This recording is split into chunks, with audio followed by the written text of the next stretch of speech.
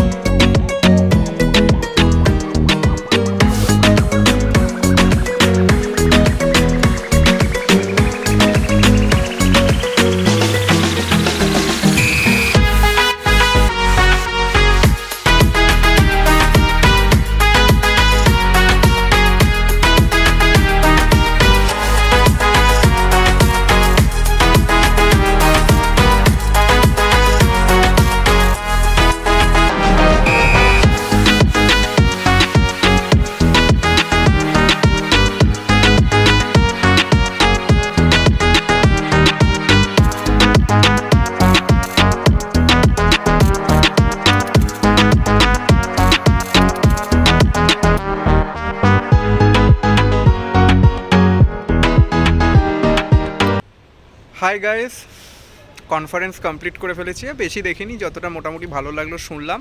তারপরে চলে এসেছি এক্সপ্লোর করতে দ্য সিটি ভ্যালেন্সিয়া, স্পেন। ফার্স্টেই ভাবলাম, আমি একটু ম্যাপ ট্যাপ নিয়ে স্টাডি করেছিলাম, একটা মিউজিয়াম আছে লা আমোইনা আর্কিওলজিক্যাল মিউজিয়াম। বিশ্বাস করো, তোমরা তো দেখলে এত সুন্দর মিউজিয়াম আমি অ্যাটলিস্ট আমার জীবনে এই রকম কনসেপ্টে দেখিনি কোনো। মিউজিয়াম অনেক রকম দেখেছি, কিন্তু অ্যাকচুয়াল যেটা খুঁড়ে পাওয়া গেছে যে আমাদের ভ্যালেন্সিয়ার যে প্রথম শহর বা তারপর পরবর্তীকালে ভ্যালেন্সিয়া যেভাবে ইভলভ করেছে শহরটা, অ্যাজ ইট ইজ যেভাবে পাওয়া গেছে সেইভাবে ওরা সংরক্ষণ করেছে।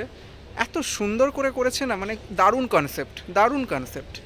মানে একটা ফিল আসবে যে তোমরা একটা হিস্ট্রির একটা জগতে চলে গেছো, যেখানে প্রায় মানে বিসি অর্থাৎ বিফোর ক্রাইস্ট থেকে স্টার্ট হয়েছে, কিভাবে শহরটা তৈরি হয়েছে, আবার ভেঙেছে, আবার তৈরি হয়েছে, কারা এসছিল, কারা ভেঙেছে, পুরো একটা টোটাল গল্প তোমরা পেয়ে যাবে এই মিউজিয়াম থেকে। আর টিকিটও বেশি না, public holiday and Sunday ticket free. So আমি কত টিকিট কী ওইসব বলে দেবো, স্ক্রিনে দেখে নেবে। সো জাস্ট দারুণ। এবার যাই নেক্সট আমাদের ডেস্টিনেশনে, দেখি কি দেখা যায়। একটা আমি লিস্ট করেছি, ভ্যালেন্সিয়া ক্যাথেড্রাল, দেখি ওখানে। চলো তোমরা আমাদের সাথে থাকো, কথা দিচ্ছি ইন্টারেস্টিং হবে। Let's go.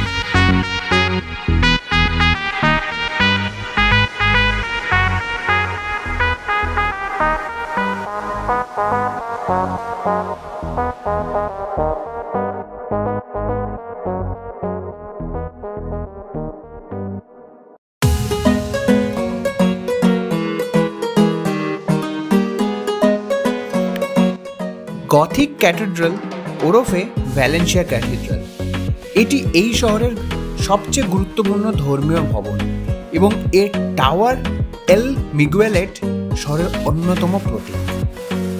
ক্যাথেড্রালটি পুরনো এক মসজিদের জায়গায় 13 শতকের শুরুতে নির্মাণ হয়েছিল এবং 17 শতকে শেষ হওয়ার আগে বেশ কিছু পরিবর্তন ও সংযোজন করা হয়েছে। এটি বেশ কয়েকটি স্থাপত্য শৈলীকে একত্রিত করে নির্মিত।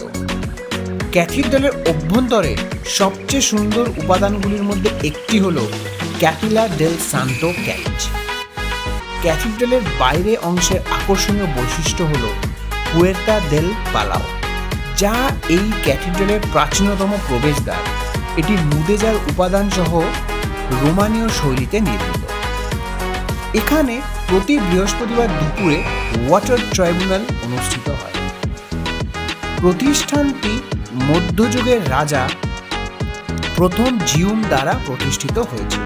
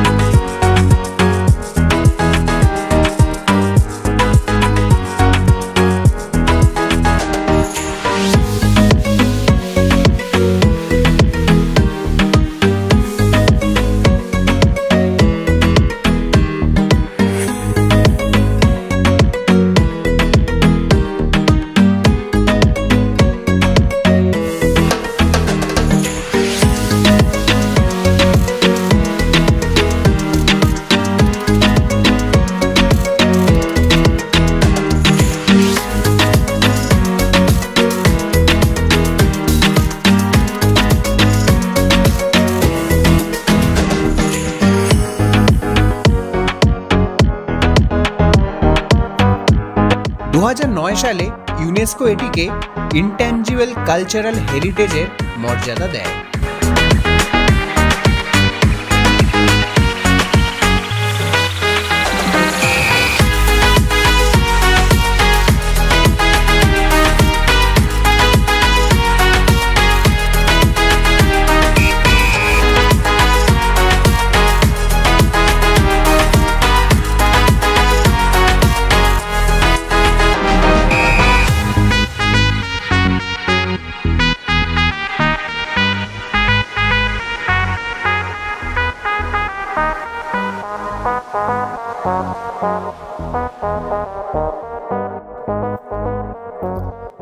তাহলে এখানেই শেষ করছি আমাদের ভ্যালেন্সিয়া ট্যুরের সেকেন্ড পার্ট। খুব শীঘ্রই আমরা থার্ড পার্ট নিয়ে আসব। ভিডিওটা যদি ভালো লেগে থাকে অবশ্যই একটা লাইক করে দিও, কেমন লাগলো প্লিজ কমেন্ট করো, আর বন্ধুদের সাথে শেয়ার করে দিও। আর আমাদের ইউটিউব চ্যানেল এক্সপ্লোরার্স রাইডসে তোমরা যদি প্রথম হও প্লিজ চ্যানেলটা একটু সাবস্ক্রাইব করে দিও। তোমাদের সাবস্ক্রিপশন আমাদের মোটিভেশন। দেখা হচ্ছে নেক্সট পার্টে। Till then tata.